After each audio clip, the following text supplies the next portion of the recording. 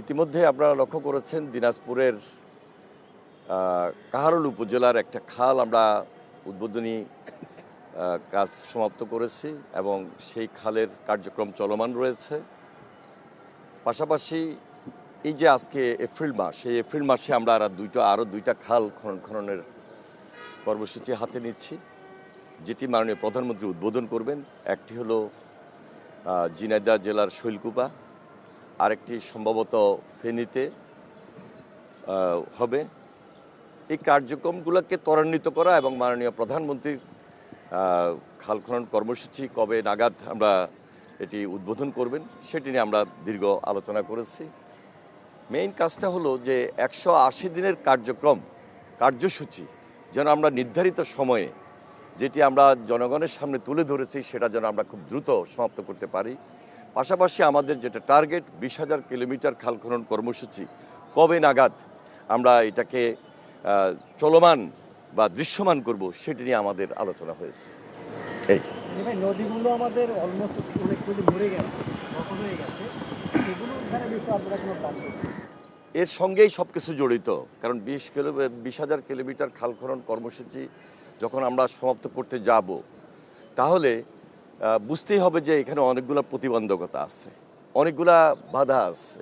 অনেক জায়গায় বিভিন্ন শিল্পে ও কলকারখানার বর্জ্য আবর্জনা এখানে স্তূপ হয়ে আসছে।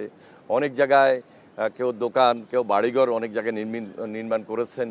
এগুলোকে আমাদের অবমুক্ত করতে হবে এবং সেই জন্য আমরা কঠিন পদক্ষেপ হাতে নিয়েছি যেন সব কিছু সুন্দরভাবে আমরা সমাধান করতে পারি। সেই টার্গেট আমরা ফুলফিল করার জন্যই আজকে আমাদের এই মিটিং, এবং এই মিটিংয়ে আমরা মোটামুটি সবাই আশাবাদী যে আমরা এই কার্যক্রমকে এগিয়ে নিয়ে যাওয়ার ক্ষেত্রে যা যা করার দরকার সমন্বিত আমরা সেটাকে সমাপ্ত করবো ইনশাল্লাহ। আপনি যেটা বললেন যে ঝিনাইদহ এবং একটা অঙ্গীকারই ছিল বিএনপি নির্বাচনে, তো তিস্তা মহাপরিকল্পনা নিয়ে আসলে এটা চিন্তা জায়গাটা আলোচনা আসছে। এটা আলোচনা তো আমরা প্রায় মিটিং করি, সেটা খুবই শর্ট মিটিং এবং এটা টেকনিক্যাল পর্যায়ে কারিগরি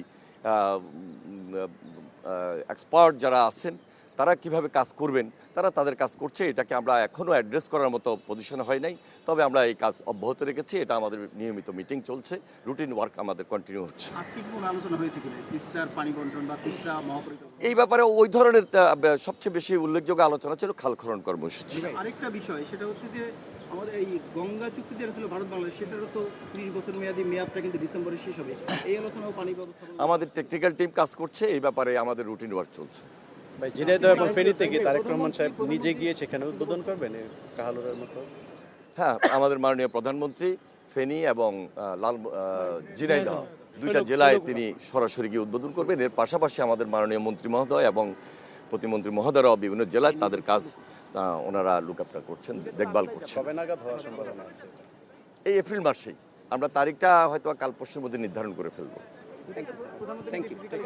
আমরা শুনে একটা মিনিট আমরা যে 54টা জেলায় নদী, খাল, জলাশয় খনন, পুনঃখনন, দখলমুক্ত শুরু করেছি, এটা কিন্তু আমরা শক্তভাবে এবং স্ব এলাকার জনগণকে সম্পৃক্ত করে আমরা সেটা বাস্তবায়ন করার চেষ্টা করছি। বিগত দিনের মতো যেন আর খাল, নদী, জলাশয় কেউ যেন দখল করে আবার যেন ভরাট করতে না পারে, এইটার জন্য আজকে মাননীয় প্রধানমন্ত্রী আমাদেরকে স্টেটমেন্ট দিলেন, আমাদেরকে নির্দেশনা দিলেন।